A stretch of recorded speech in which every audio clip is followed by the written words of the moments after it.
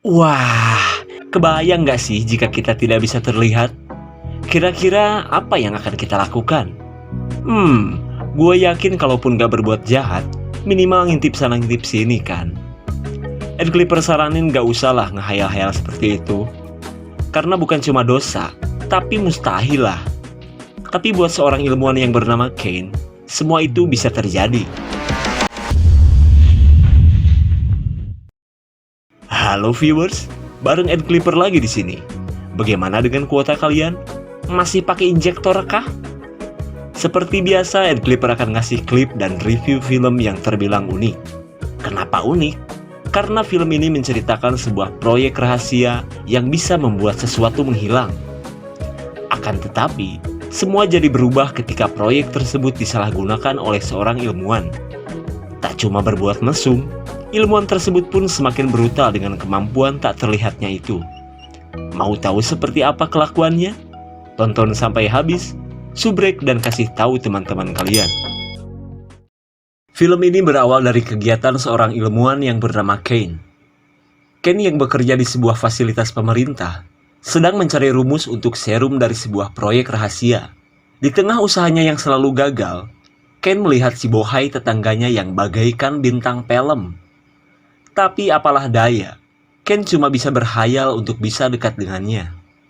Setelah beberapa saat mikir, Kane yang mendapat ilham langsung mengerjakan kembali pekerjaannya. Akhirnya, rumus untuk serum penawar pun berhasil didapatkan. Kemudian, ia langsung memberitahukan kabar gembira tersebut kepada rekannya yang bernama Linda. Terlihat Linda pun senang mendengar kabar dari mantan kekasihnya itu. Lalu, Kane meminta Linda dan teman-temannya untuk melanjutkan kembali penelitiannya besok. Di keesokan harinya, Kane yang penuh semangat tiba di fasilitas lab milik pemerintah itu. Dengan segala kecanggihannya, tempat tersebut dijadikan penelitian untuk misi rahasia pasukan militer. Dan selama ini, mereka sudah berhasil membuat seekor gorila tidak terlihat.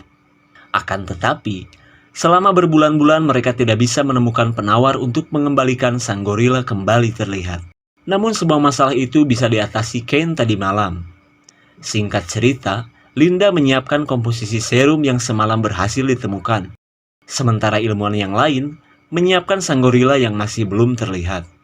Setelah persiapan selesai, mereka pun melakukan uji coba serum tersebut.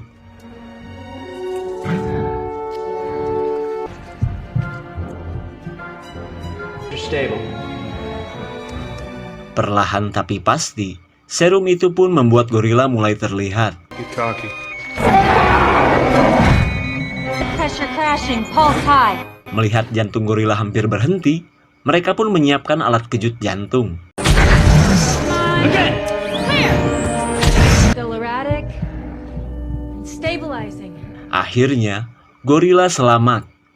Dan lebih menggembirakannya lagi, setelah beberapa lama si gorila transparan, kini ia sudah kembali normal.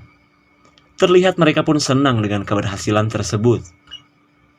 Di hari berikutnya, Kane dan Komite Nasional mengadakan pertemuan. Seorang dokter yang bernama Kramer mempertanyakan hasil penelitian yang selama ini Kane kerjakan. Setelah berhasil membuat sang gorila menghilang, Kane membohongi kumpulan para jenderal ini bahwa ia belum bisa mendapatkan serum penawarnya. Terlihat Linda dan Matt tak menyangka Kane malah berbohong. Entah apa maksudnya. Kemudian, si dokter berkata, "Kalau lu masih belum menemukan serum itu secepatnya, gue akan memecat lu." Setelah melakukan pertemuan tersebut, Linda dan Matt meminta penjelasan tentang kelakuan Kane tadi.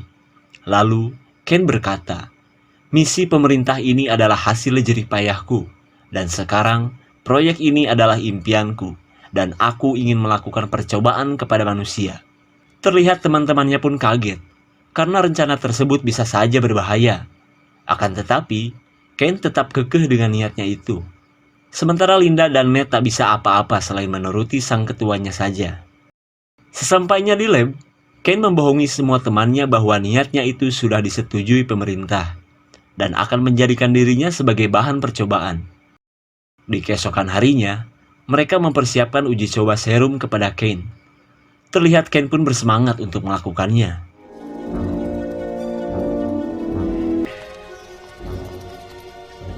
Setelah beberapa saat, Ken mulai merasakan sesuatu yang berbeda di tangannya.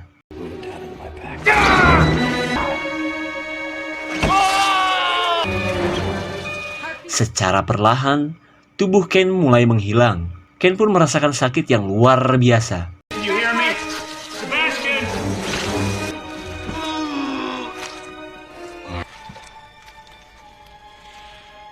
Hingga pada akhirnya, Ken benar-benar menghilang. Mereka pun terlihat senang, apalagi kondisi jantung Ken baik-baik saja. Setelah 17 jam berlalu, Linda masih menunggu Ken yang terbaring pingsan karena efek perubahannya. Sebastian, can you hear me? Ken yang terbangun terlihat panik karena merasa silau. Ya iyalah, kan kelopak matanya transparan. Setelah masalah teratasi, Ken memamerkan dirinya yang tak terlihat.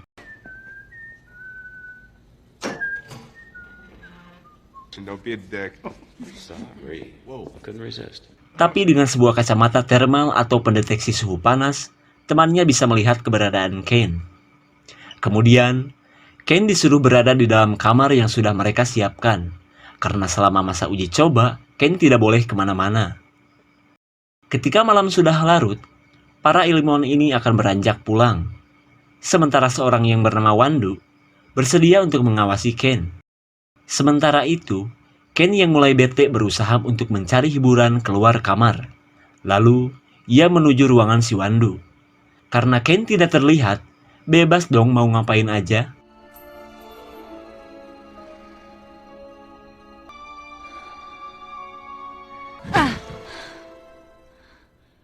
Merasa ada pergerakan di balon organiknya, si Wandu yakin ini pasti ulah Ken. Tapi karena Ken sudah buru-buru kembali ke kamarnya, si Wandu pun kesal sendiri. Di keesokan harinya, Ken yang berkeliaran di lab mulai iseng mengganggu semua temannya.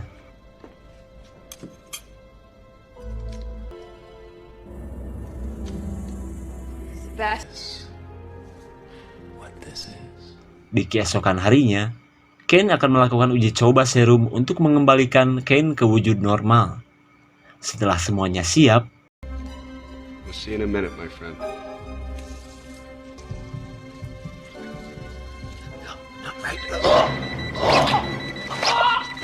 Happening.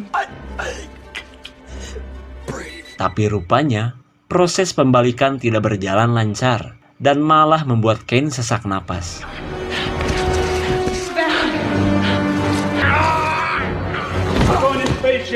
Ternyata serum buatan Ken tidak manjur di tubuh manusia. Starting CPR.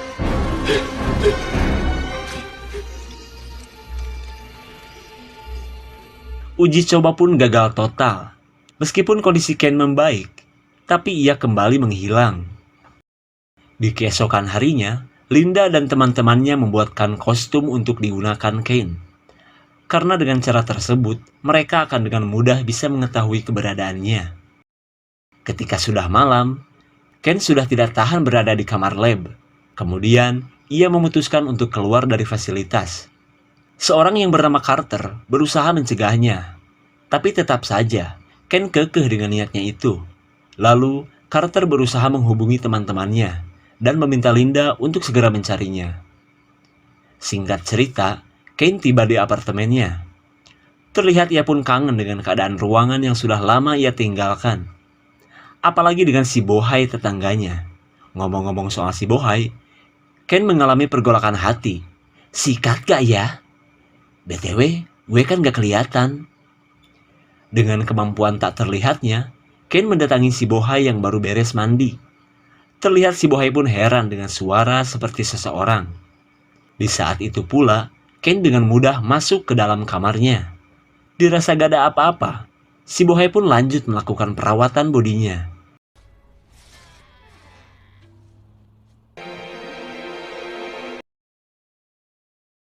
Eits, segitu aja ya, Pamali. Di saat itu pula, Linda mencari keberadaan Ken di apartemennya. Ia pun kaget dengan pintu kamar yang tidak terkunci. Apalagi saat kostum Ken yang tergeletak begitu saja. Wah, si Ken pasti ngelayap nih. Singkat cerita, Linda memberitahu yang lain bahwa Ken sudah bikin ulah di luar. Dan tanpa diduga, Ken yang sudah berada di sana mengatakan bahwa kepergiannya cuma ngambil casan di rumah. Terlihat Linda pun kesal karena Ken sudah berbohong. Lalu, Linda mengancam jika Ken terus berulah ia akan melaporkannya kepada pemerintah. Ken pun berkata, "Happy dikit boleh dong." Di keesokan harinya, Matt memeriksa hasil penelitiannya untuk membuat serum pembalik. Terlihat yang lain pun penasaran, apakah usaha Matt akan berhasil? Tapi tetap saja, Matt gagal menemukan komposisi yang pas buat serum tersebut. Ken pun kesal saat mengetahuinya. Apalagi ia sudah muak karena sudah lama terkurung di lab. Ketika malam kembali datang, Ken sudah tidak tahan lagi berada di kamarnya. Kemudian, ia menyabotase CCTV dengan menggunakan rekaman sebelumnya, agar ia seolah masih berada di sana. Dan dengan mudahnya, Ken berhasil keluar lab. Lalu, ia pergi ke rumah Linda untuk menyaksikan sedang apa sih mantan terindahnya itu. Tak lama kemudian, ia melihat Linda sedang diapelin si Matt. Hati Ken pun hancur saat melihat mereka sedang tangbuh hakok. Hajatan pun bubar saat Ken melempar jendela pakai batu. Ketika Matt bingung itu ulah siapa, Linda yang merasa itu perbuatan Ken langsung menghubungi Frank. Sementara itu, Frank yang tertipu mengatakan bahwa Ken masih berada di kamarnya. Sesampainya di sana, Linda langsung masuk ke kamar Ken. Dan benar saja, Ken tidak ada di kamarnya. Lalu, ia pun kaget karena selama ini Ken sudah membohongi mereka dengan rekaman palsu. Singkat cerita, Linda memanggil semua teman-temannya. Kemudian, Matt akan melaporkan semuanya kepada si dokter. Dan tanpa mereka sadari, Ken mendengar rencana mereka. Kemudian kita menuju rumah si dokter. Saat Linda dan Matt menceritakan semuanya, Ken memperhatikan obrolan mereka dari luar. Setelah kedua temannya itu pergi, Ken yang merasa terancam langsung mengincar si dokter. Lalu, si dokter penasaran saat melihat pintu rumahnya sudah terbuka. Dirasa ada seseorang, ia pun memeriksanya sampai ke pinggir kolam. Hi, boss.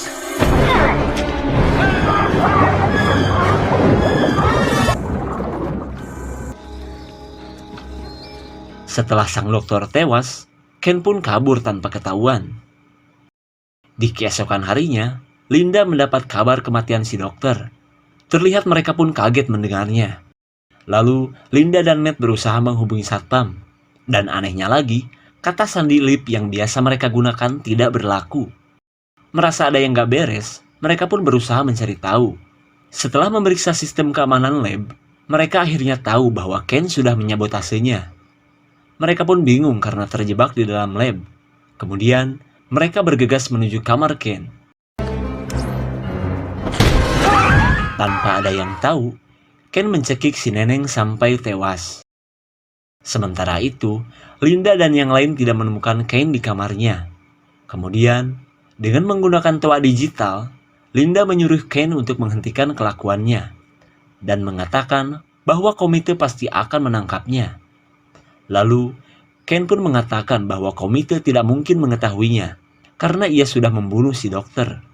Terlihat mereka pun semakin marah karena Ken sudah keterlaluan. Kemudian, Linda heran karena si neneng tidak bersama mereka. Dirasa ada yang gak beres, mereka pun bergegas mencarinya. Lalu, Linda melihat seseorang di dalam loker. Dirasa itu Ken, mereka pun berusaha memeriksanya. Betapa kagetnya mereka saat mengetahui bahwa itu adalah mayat si neneng. Kemudian, mereka lanjut untuk mencari Ken. Akan tetapi, kali ini mereka menggunakan detektor gerak yang bisa dilihat dari komputer. Dan dengan mudahnya, mereka bisa mengetahui keberadaan Ken saat ini. Lalu, Matt dan Carter segera memburunya dengan arahan dari Linda. Dari penglihatan kacamata thermal, Matt dan Carter bisa mengetahui Ken yang sedang bersembunyi. Kane? Can you hear me? Taking a... Tapi sialnya, itu cuma uap panas. Tembakan bius dari Matt berhasil menghentikan kelakuan Ken. Tapi sialnya, Carter terluka parah dengan luka di lehernya. Melihat Matt yang kesulitan, Linda berusaha untuk membantunya. Sementara itu, Matt mencari keberadaan Kane dengan menggunakan alat pemadam api. Dining on my leftovers? Killing you would be hard! Tepat pada waktunya, Linda berhasil menyelamatkan Matt. Di sisi lain, Siwandu dan Frank berusaha menolong Carter. Karena sudah banyak mengeluarkan darah, Siwandu meminta Frank untuk menahan luka di leher Carter. Sementara ia akan mengambil darah di ruangan pendingin.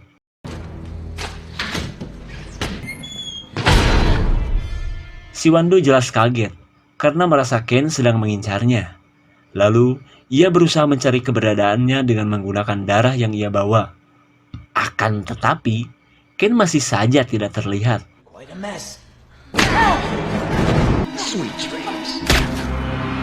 Tanpa diduga, Kane yang tiba-tiba muncul membius Siwandu. Hingga pada akhirnya, Kane pun membunuhnya. Kembali ke Frank. Terlihat ia sangat syok saat mengetahui Carter sudah mati.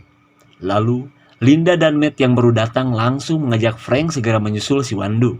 Sesampainya di sana, mereka heran karena keadaan sudah berantakan. Lalu, Linda dan Matt berusaha memeriksa ke ruangan pendingin. Tapi sialnya, mereka sudah terlambat. Karena Siwandu sudah tenang di alam sana. Motherfucker! Frank!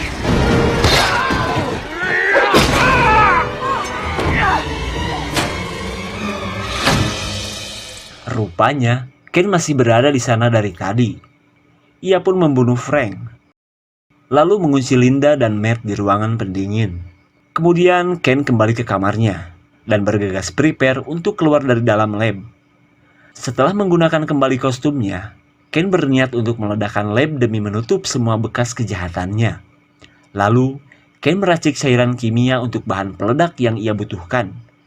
Sambil menunggu Kane selesai, kita melihat dulu kabar terkini dari Linda dan Matt.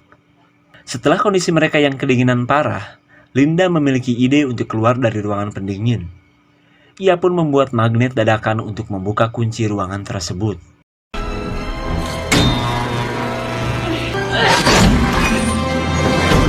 Akhirnya, pintu ruangan terbuka.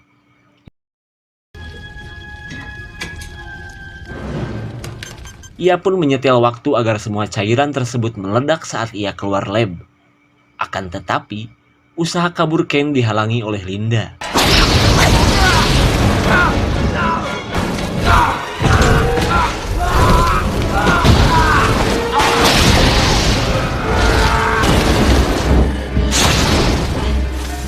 Tapi sialnya, senjata modifan Linda habis pelor. Kane yang mendapatkan luka bakar pun kini sudah kembali menghilang. Kemudian, Linda punya ide untuk mengetahui keberadaan Kane.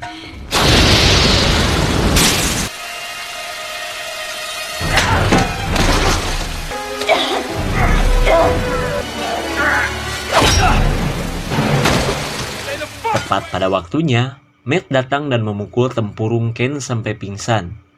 Lalu, Matt membawa Linda kabur dengan melewati jalur lift.